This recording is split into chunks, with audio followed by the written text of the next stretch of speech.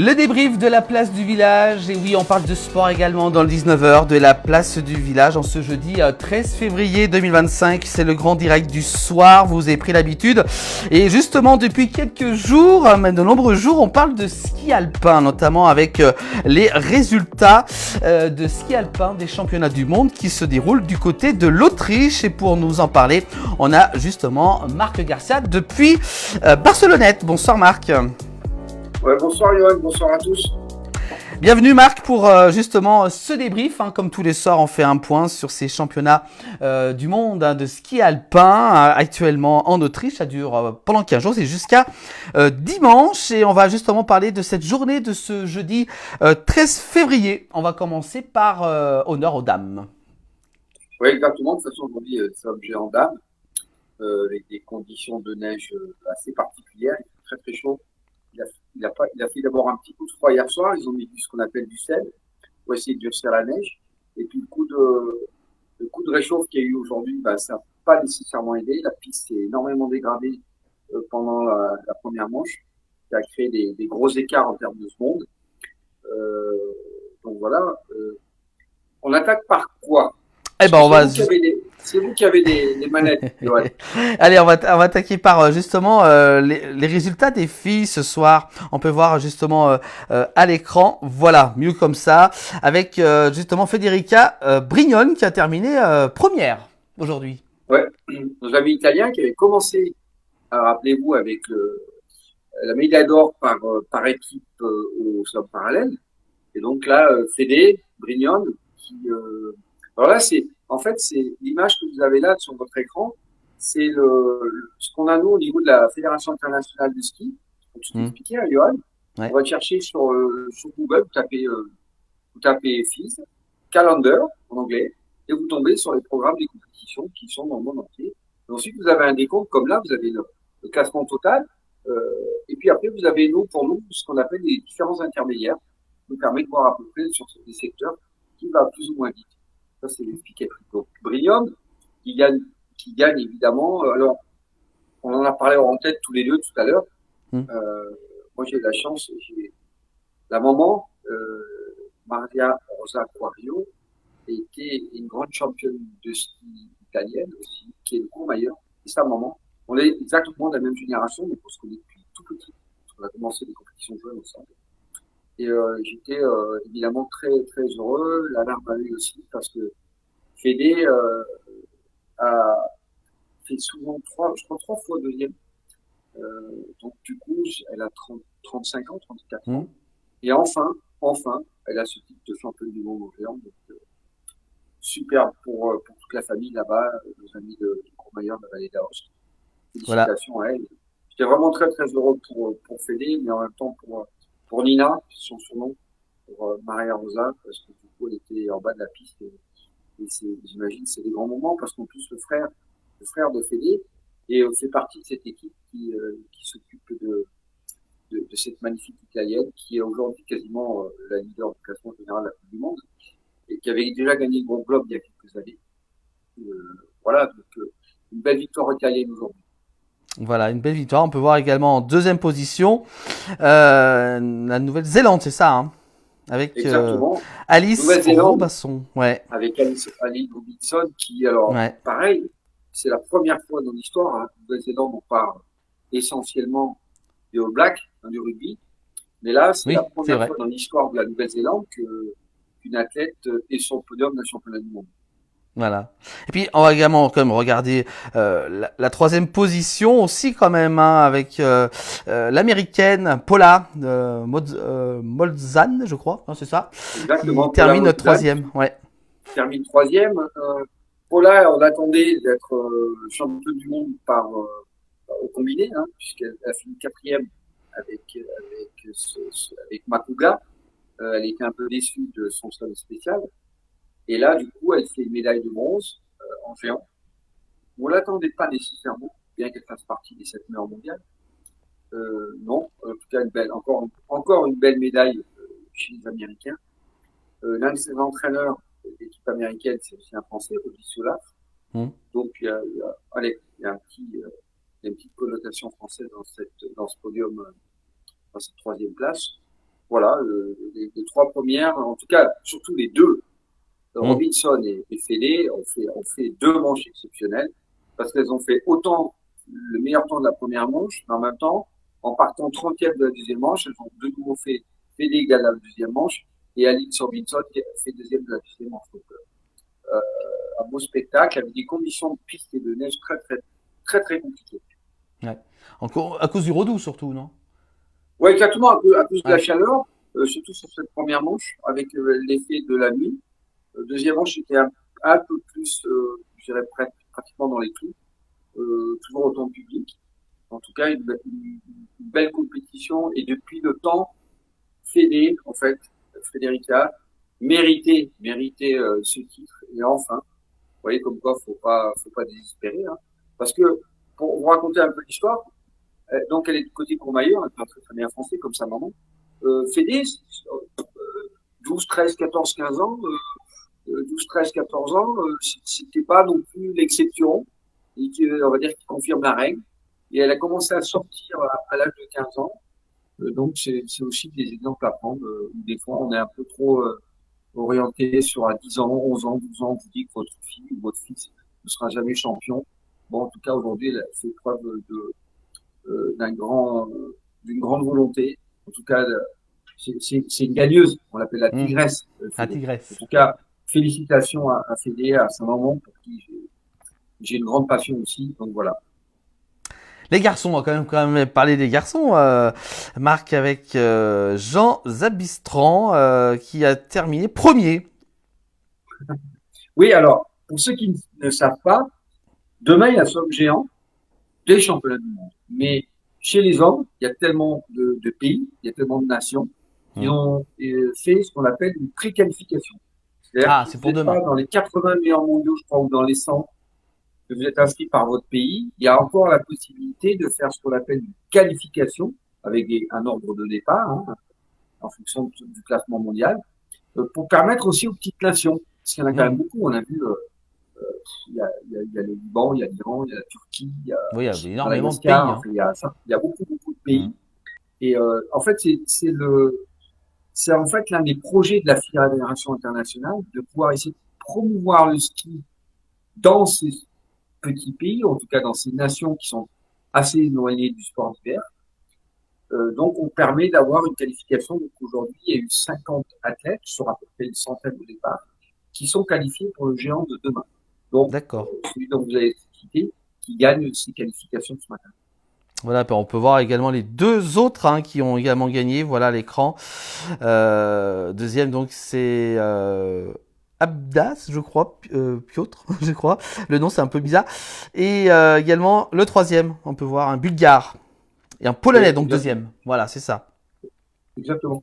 Donc, ça encore, c'est des nations un peu de ski, on va dire. Mais pour les autres nations, hein, Madagascar, comme je viens de le signaler, le Liban, enfin, et bien d'autres encore, la Fédération internationale, dans la mesure où ces athlètes se qualifient pour les championnats du monde, bénéficie d'un budget pour les aider de promouvoir le ski. Hmm. Ça veut dire que ces fédérations ont quasiment peu d'athlètes, peu de budget, et la fédération internationale, au travers de ces compétitions-là, valide en fait un budget qui est rétrocédé à chaque nation pour leur permettre d'avoir effectivement un encadrement, de pouvoir avoir des stages et de Les préparer des moyens. athlètes Hmm. voilà, pour les amener aux championnats du monde et pouvoir, là c'est un autre débat, mais pour les Jeux Olympiques l'année prochaine. Voilà, toutes ces explications très importantes. Hein, voilà pour ceux qui nous suivent. Hein. Voilà pour ce championnat. On a une info également que vous nous envoyez dans l'après-midi par rapport à Clarisse Brech hein, qui a réalisé un bilan médical complet à l'hôpital du côté de Zellam. Hein. Celle-ci donc confirme une rupture du LCA au jeu du droit. Alors qu'est-ce que c'est le LCA justement? C'est le ligament croisé antérieur. Voilà, Voilà. Hein, ligament pour ceux croisé voilà antérieur. Donc voilà. répété. Apparemment, sur ce qu'on a vu à la télévision, j'ai l'impression que le genou il a lâché, comme on dit dans un jargon au niveau du ski, il a lâché sur la queue. Donc bah, évidemment, elle s'était déjà blessée il y a 2 ans, par Kranjskagora, sérieusement. Et là, malheureusement pour elle, elle était candidate à faire un bon résultat aujourd'hui, mais surtout elle était aussi sur la liste des 4 du slalom spécial d'après-demain. Donc encore une fois, elle est allée à Zelamze, qui est juste à côté de Salbar, sur la clinique de sport autrichienne et ben, malheureusement, le bilan on rajoute encore un plus parce que en dehors de Clarisse, c'est un peu l'hécatombe en France. Là, on a vu au début de saison Cyprien Sarrazin qui prend une grosse cartouche, une grosse commotion cérébrale de l'opération. Ensuite, on a eu Blaise Wiesenheimer. On en a eu une tartine de blessés. Je ne les ai pas tous comme ça qui reviennent en tête, mais il y a énormément de blessés depuis un certain temps. Hier, Diego Rigoni. Donc c'est un peu l'infirmerie en France depuis le début de saison. Et c'est évidemment que Pinturo, voilà, je cherchais Pinturo qui s'est blessé les genoux. Donc on a quand même une panoplie. L'infirmerie est plutôt bien chargée. Ouais. Mais malheureusement pour ces Français, alors souhaite bon rétablissement quand même. Hein. On va continuer avec une autre info. Cette fois-ci, on change complètement d'info ce soir, Marc. On va parler d'un sujet justement sur les mondiaux de ski alpin qui se réunissent. Alors c'est toutes les nations les plus exotiques. Alors ça, c'est un truc que je ne connaissais pas. Justement, expliquez-nous un petit peu, Marc. Ouais, c'est ce que je viens de vous dire. C'est-à-dire Haïti, le Liban, toutes le Koweït, le Mexicain, ouais. Voilà, Mexicain et autres. C'est exactement ce que je viens de vous expliquer avant, finalement, en préambule. Donc du coup, toutes ces nations-là bénéficient, si leurs athlètes se qualifient, bénéficient du budget de la Fédération internationale de ski pour permettre de vraiment dynamiser le ski, d'amener des futurs champions, des compétiteurs, des gens qui pratiquent le ski. Et c'est la raison pour laquelle le Ski Chrono avait fait un article là-dessus concernant ce qu'on appelle ces pays exotiques. D'accord. Voilà, une explication justement par rapport à cet article de Ski Chrono. On va continuer également avec une question très intéressante justement. Pourquoi les skieurs montrent sur les podiums des skis différents de ceux qu'ils ont utilisés pour la course? Ça ressemble justement à Charles Leclerc qui gagne avec sa Ferrari, mais qui sabrerait le champagne sur une Punto rouge. Ça c'est assez sympa, on va dire, la question quand même. Hein. Ouais, alors bon, pour vous, évidemment, l'idée c'est de comprendre. Les athlètes de haut niveau ont des skis qui leur sont préparés. Ce sont des skis qui est difficile d'acheter. Ce sont des skis très techniques, très compliqués. Et donc, c'est des skis qu'ils utilisent lors des compétitions. Mais évidemment que c'est le commerce du ski, la vente des skis qui va permettre aux partenaires, comme les fabricants de skis, de sponsoriser des athlètes et le coût de fabrication et le coût de sponsoring. Donc, on met en avant davantage un ski grand public, malgré le fait qu'on ait gagné avec un ski de compétition. Alors, chez Edge, chez Rossignol, Atomic, enfin, c'est le meilleur, Dynastar, Rossignol, toutes ces marques-là ont des skis pour la compétition, mais que personne ne peut skier avec, et en plus, c'est compliqué de les avoir, déjà au haut niveau. Donc, l'idée, c'est de montrer des skis que le commun des mortels, je dirais, n'importe quel type de skieur peut aller en magasin et acheter des skis qui sont en général des nouveaux modèles aussi, qui sont présentés lors de ces différents championnats. D'accord, bah voilà, à cette réponse. Puis alors, il y a une deuxième question, cette fois-ci sur notre plateforme, justement, d'Alain Julien. Les filles peuvent skier avec des ski-hommes. Est-ce qu'ils peuvent skier avec des ski-hommes, les filles? Alors, il y a des normes. Il y a des normes au niveau, surtout en géant. Géant, super géant, descente. La norme de géant, c'est des normes chez les garçons, c'est 193, plus ou moins 5. Ça veut dire que on pouvait skier chez un garçon avec un radius qui est le même, garçon et fille, pardon. Le radius, c'est la longueur, c'est ce qui vous permet d'avoir une courbe. C'est ce qu'on appelle un radius. Vous les avez maintenant sur toutes les skis que vous achetez dans le commerce. Vous avez un radius de 10 mètres, de 12 mètres, de 15 mètres, de 16 mètres, de 20 mètres, peu importe. En géant, il y a un radius standard pour les garçons et les filles qui est de 30 mètres. Par contre, les longueurs sont un petit peu différentes. Vous pouvez avoir un 188 plus ou moins 5 pour les filles, c'est-à-dire que vous pouvez aller jusqu'à 193 au maximum et vous pouvez aller à 183 au plus bas. Et chez les garçons, c'est 193 plus ou moins 5. C'est-à-dire que vous pouvez aller à une côte de ski qui fait 198 de longueur ou alors un 188 à l'inverse en bas. Donc là, les marques, en fait, toutes les marques choisissent, développent des produits, développent des modèles en fonction de l'orientation et en tout cas des formes de tracé et de pistes. Alors vous avez des marques qui ont un 192, il y en a un qui a un 196.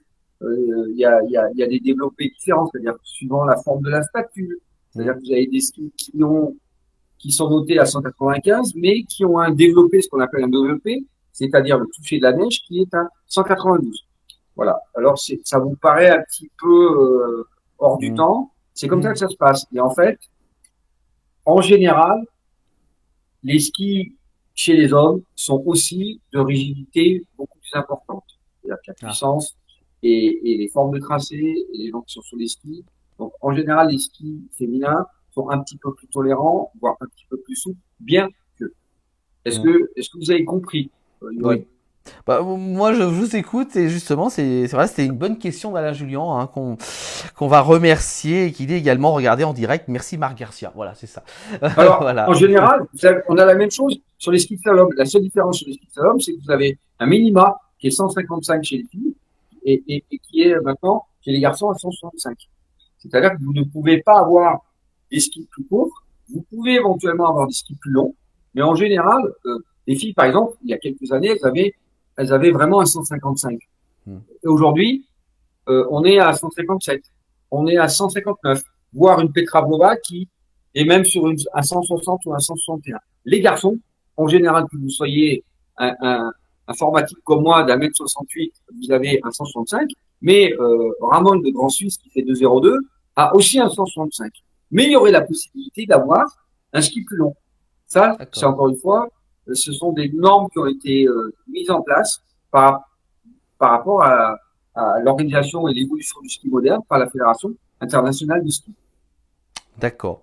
Voilà toutes ces explications très intéressantes. Alors, on reviendra avec d'autres questions demain, hein, vendredi. Hein, si vous avez des questions à poser à Marc Garcia, rendez-vous chaque soir durant cette semaine pendant le 19h pour poser vos questions en direct. Alors, le programme pour demain de ces championnats du monde de ski alpin, Marc. La suite, justement. Demain vendredi, jour de la Saint-Valentin en plus.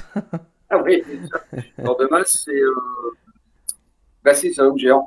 Donc, avec ceux qui ont fait leur qualification aujourd'hui, pendant que les filles couraient, il y avait une qualification. Donc, les 50 aujourd'hui intègrent la masse des meilleurs, hein, Dermat, Thibaut Fabreau, Léo Landno, tous les meilleurs mondiaux. Donc, c'est pareil, je crois que c'est 9h45, mémoire, la première manche. Le deuxième manche, 13h15. Voilà, il y a à peu près, je crois, une centaine de participants. Donc, demain, c'est le championnat du monde en slalom géant chez les hommes. Voilà. Et je crois savoir que demain, il y a aussi du biathlon. Biathlon, oui, la suite qui continue. Il y a du biathlon demain qui rencontre aussi. Voilà. Voilà, après on reparlera de ça demain. Je pense qu'on fera le point à la fin du championnat du monde parce qu'évidemment, moi j'ai eu un tas de questions qui me sont arrivées sur mon téléphone, Johan. Oui. Le pourquoi du comment du parce que, qu'on n'a pas tout le temps en France et comment se fait-il qu'on passe un petit peu au travers. En tout cas, il va nous rester demain parce que Thibaut Fabreau, il est capable de monter sur le podium, je pense. Léo Angno, il l'a fait à Tabadia en début de saison. Et puis après, il nous rachètera les cartouches en slalom avec Clément Noël, Steve Namier, Victor Jandet et Paco Rassa. On espère qu'on va au moins ramener une médaille quand on voit les résultats incroyables de nos amis suisses. Voilà, oui, c'est vrai que ils font beaucoup de réussite pendant ce championnat. Voilà, donc on en reparlera demain pour la suite avec Marc Garcia toujours dans le 19h. On aura plein de questions justement à poser à Marc. N'hésitez pas également à le faire en direct chaque soir de cette semaine. Merci beaucoup Marc. Merci Johan, demain. Donc, voilà. Ça va être spectaculaire, ça va être joli. Voilà, et puis votre analyse à retrouver demain dans le 19h de la place du village. Depuis Barcelonnette, toujours vous serez ou vous allez revenir sur ouais, parce qu'en même temps, je suis là, je skie, je teste des skis japonais au Osaka. Ah ouais, d'accord. Voilà, sur la station de Pralou. Parce que moi, à un moment donné, je faisais partie du ski club de Pralou quand j'étais au ski club de Barcelonnette. Donc c'est un retour aux sources aussi. Voilà. Cette belle vallée du Bail. Juste, quand même, une grosse pensée pour Clarisse. Oui. Parce que ça va pas être simple. Là, elle est au championnat du monde, elle s'est blessée, avec tous les autres blessés aussi, mais bon, on est de tout cœur avec elle parce que c'est pas les meilleurs moments. Non. Quand on se blesse comme ça. voilà, moi je voulais avoir une pensée aussi particulière pour elle aujourd'hui qui s'est fait mal.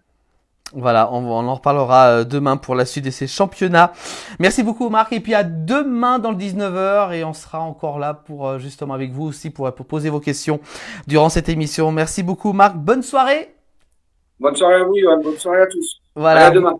Et puis bien sûr, vous pouvez retrouver cette rubrique débrief dès demain sur l'ensemble des plateformes de la place du village. Voilà pour ce débrief en ce jeudi. Merci à vous tous de nous avoir suivis.